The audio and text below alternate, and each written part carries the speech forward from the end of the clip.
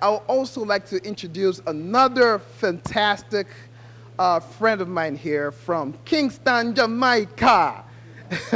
Dr. Eddie Connor Jr. is an international speaker, an author. He's written a number of books. You've seen him on Fox 2, on BET, CBS, on many media outlets. He's all over the place, motivating, inspiring people. He survived all kinds of challenges. In his childhood, he survived cancer.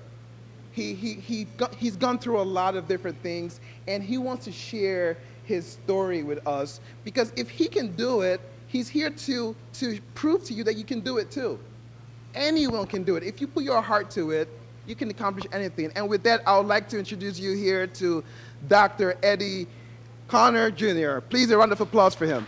Of course, it's an honor to be here, to Mr. Ime, to Mr. Saleko, of course, all those who are part of the Agents of Hope delegation and organization. It's an honor to be here, because really to launch out in business and to do anything of entrepreneurial work, it takes vision. It takes something of significance to look at, to really create something out of nothing. And so we definitely celebrate all those who are here today for this empowerment opportunity, because we're all agents of hope. And really, I like to define hope as this, as the acronym: having overcoming power every day. Having overcoming power every day is what gives us the hope, and really what gives us the inspiration. Really, I'm a son of the city, of course, by way of Kingston, Jamaica. Yeah, man. So it's great to see my brothers and sisters, of course, from the African diaspora, but also growing up in Kingston, Jamaica, an island of 3.8 million people, where oftentimes people's feet are their shoes. And God has really blessed those people over there to, if they don't have anything, at least they can pick something off the tree and to be able to supplement themselves. So a lot of times we don't count our blessings here in America. We're waiting on another Benz, waiting on some red bottom shoes, waiting on a bigger house. But we have to look at the amenities that we have, because we're definitely blessed beyond measure. So I'm from the east side of Detroit, though. I'm an East Sider rider. Where my East Siders at? I got some East Siders in the place. All right, so I got some cheerleaders with me. But I'm a living witness that your test is a testimony. Your misery is ministry. Your mess is a message. Your stumbling block is a stepping stone. And what God does is he uses your setback as a setup for your greatest comeback. The reason I can say that is because I've lived through some negativity, overcome a lot of obstacles, chiefly that being stage 4 cancer. And as Mr. Saleko was saying, I've written a few books. I brought a few to share with you today. One is Unwrap the Gift in You. In Scripture, Paul says, stir up the gift. Proverbs says, your gift will make room for you and bring you before great men. But Pablo Picasso, one of the greatest painters of all time, says the meaning of life is to find your gift, but the purpose of life is to give your gift away.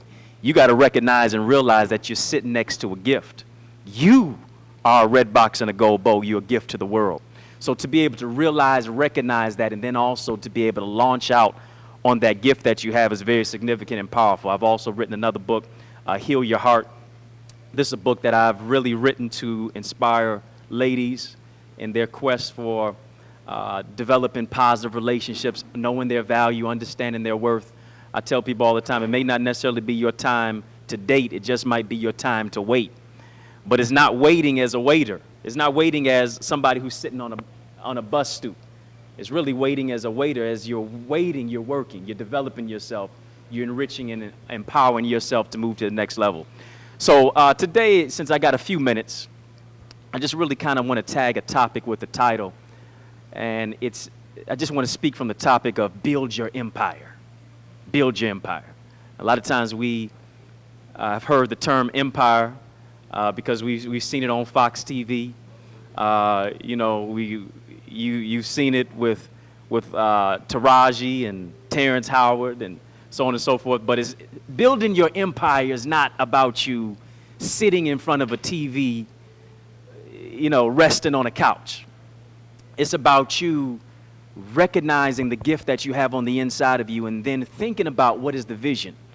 Mr. Saleko was talking about writing down those goals and those dreams, writing your vision and making it plain, because when you write it, you can read it And then as you write it and read it, then you can begin to run with it. And so the empire that you have is not so much about how exorbitant your wealth is. It's about you understanding the value that you have on the inside of you and then launching out on that gift, on that dream, really that you have. Because really, in order to do that, it takes sweat equity, it takes hard work, it takes you having the self-esteem to be able to go out and realize and manifest that dream. You know, this is the 8th month of the year. This is August. And really, 8 is symbolic because 8 is the number of new beginnings. And so, as we are more than halfway through this year, a lot of times we've had ups and downs, we've had highs and lows. But the fact of the matter is you're still here, not to give up, but to keep moving forward and to keep going up in spite of the obstacles that you face. So with this new month, with this the 8th month, with this being new beginnings, you got to think new.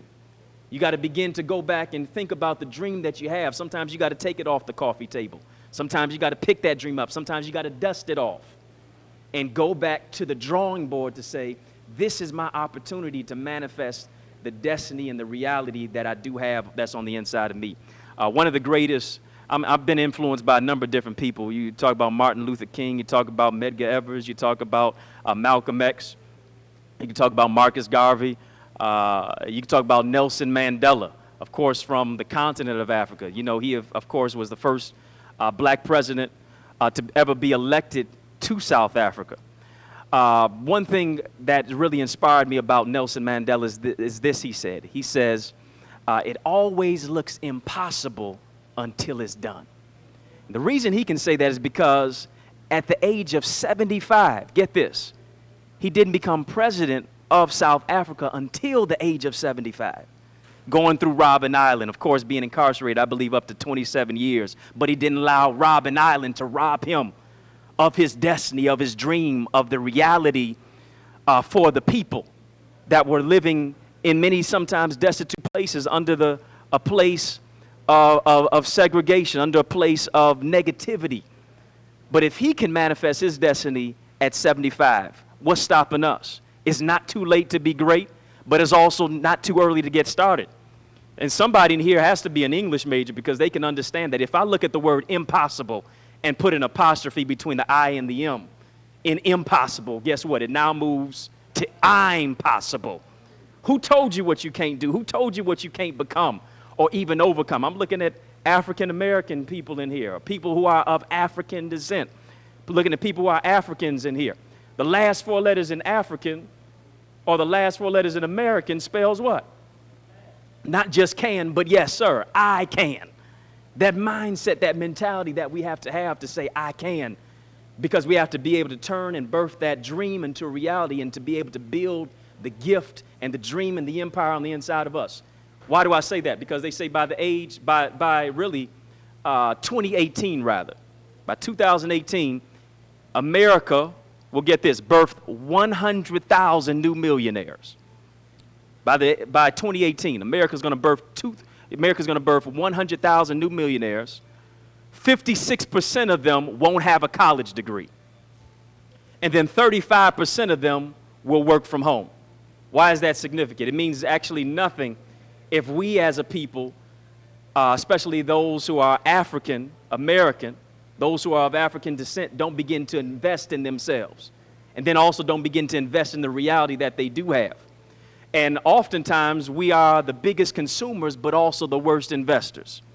Jewish people are only 1% of the U.S. population, but they own, get this, 70% of the wealth.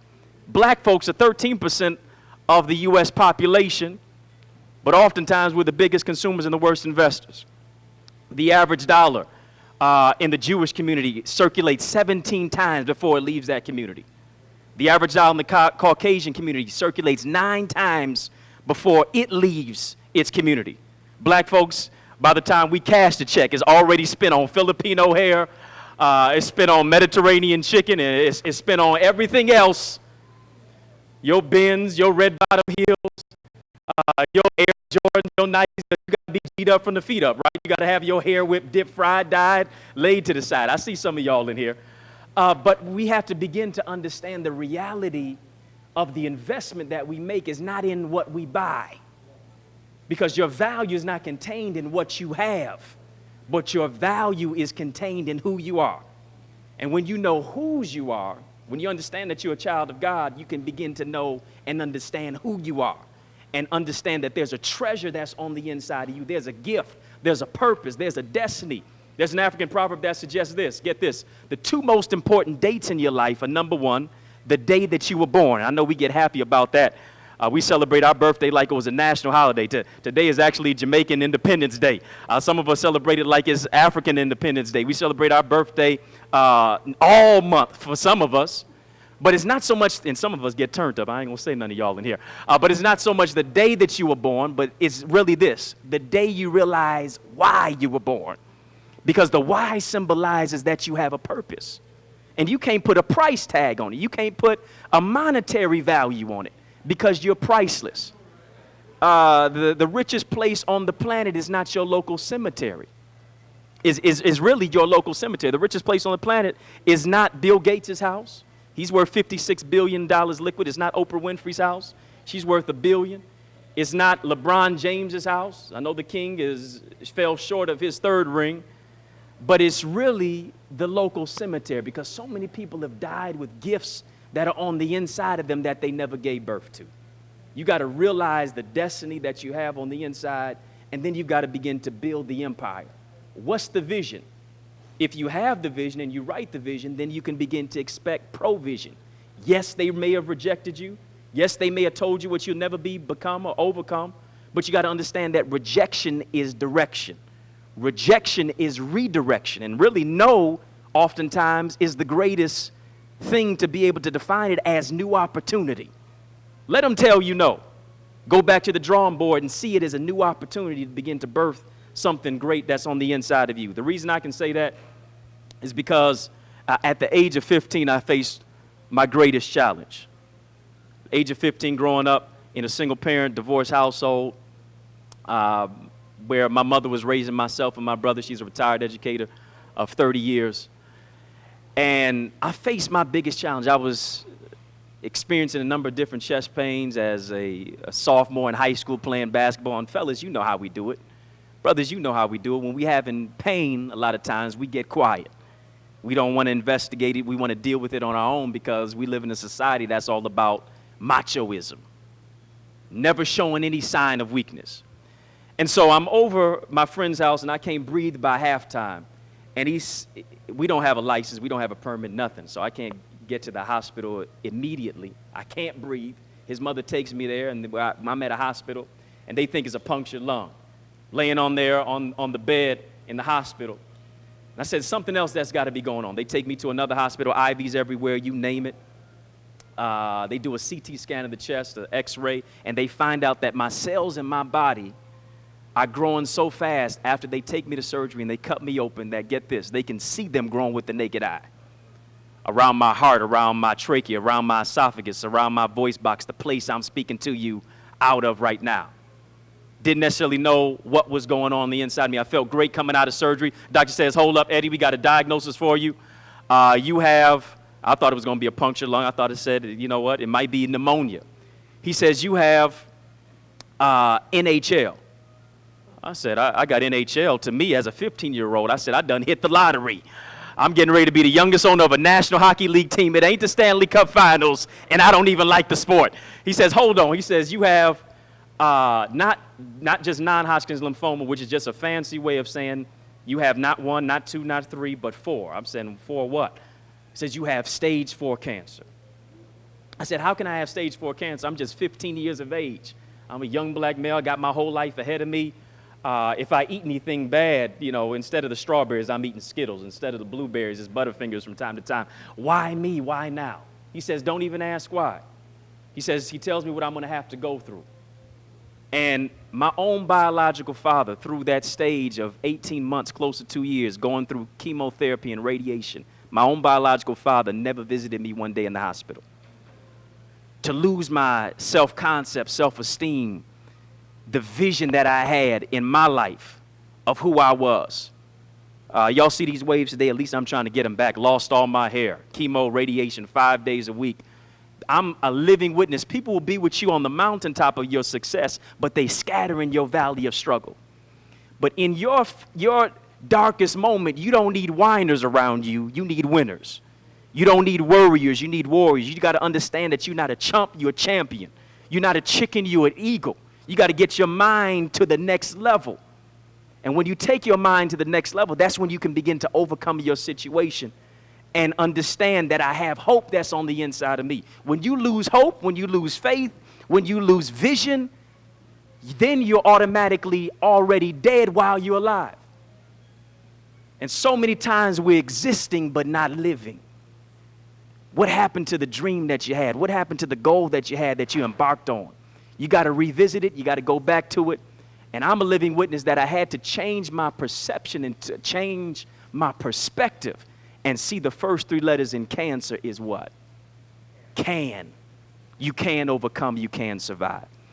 And so understanding that God had brought me to a place, not that I was built to break, but I was built to break through. That's when I began to overcome the disease of cancer. At the age of 17, my own guidance counselor, get this, she was a guidance counselor, y'all, in high school, told me that I'd never go to college. She was looking at my GPA. She was looking at what I had gone through and that I'd missed part of my schooling as a sophomore. And she said, Mr. Connor, you'll never go to college, much less, don't even think about community college. You need to pick up a trade. She told me I'd never go to college, but today I serve as a professor at a college. But the fact of the matter is, I don't say it just to boast about it, but I say it so that you can have that mindset to break through. If I would have gone negative on the negative, I could never be positive in the negative situation. And that's what you have to do. You have to begin to get your vision together, build your empire, build the vision that you have that's on the inside of you, whether it's starting to speak as a motivational speaker, whether it's you birthing a book, whether it's you opening a business, whether that's you developing a rec center, whether that's you starting a ministry, whatever it is, don't give up hope that's on the inside. The reason you're alive is because you got something to contribute. You got something to bless your people with. You got something to carry back even to the continent of Africa, to Zimbabwe, to Nigeria, to Algeria, to South Africa. You got something that somebody needs, and you cheat them if you don't give birth to it. And when you begin to birth it, when you begin to give birth to it, that's when you can begin to realize that you have something that is so significant that everybody has to be touched by the gift that you have. You got to bloom where you planted. You got to understand that your sphere of influence is great. And they say an entrepreneur is someone who really jumps off a cliff and builds a plane on the way down without a parachute. Let me say that again. An entrepreneur is someone who jumps off a cliff and builds a plane on the way down without a parachute. There's risk, there's reward, but guess what? It's worth the price.